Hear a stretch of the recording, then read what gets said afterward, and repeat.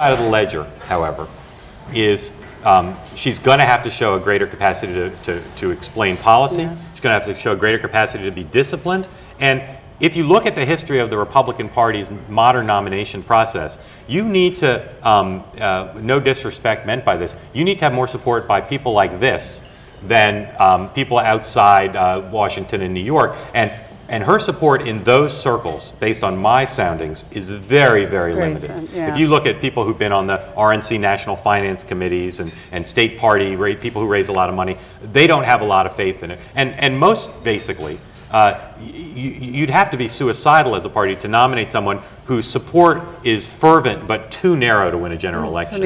And she's done nothing to show a greater appeal to independent voters and Democrats and more centrist voters. Quite the contrary. She's got a stranglehold on people who bought her book, people who are glad she's at Fox, but nothing on issues or style or relationships, with few exceptions, that show a broadening of her base. Well, it's amazing that our time is up and we did not even get to discuss Mark Penn, who comes across as the most hated man in politics in your book,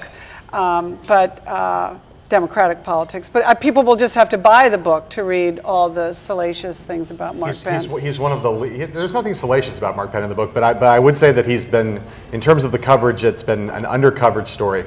The Mark Penn tale. Oh, but the Mark Penn part of the book is a good reason to get the book, because I don't know that we could give the richness to us it deserves just sitting here talking about it. But we thought America had an insatiable interest in Mark Penn. So far that we may have miscalculated on that. Well, it's going to be interesting to cast his character. I kind of see John Goodman on a tear, you know, but... or bring back Belushi. Or bring back Belushi. Yes. Can I say two things before we stop? Of course you can. Okay. Number one, apologize to all these people for having our back to them the whole time. But you got nice backs. Yeah.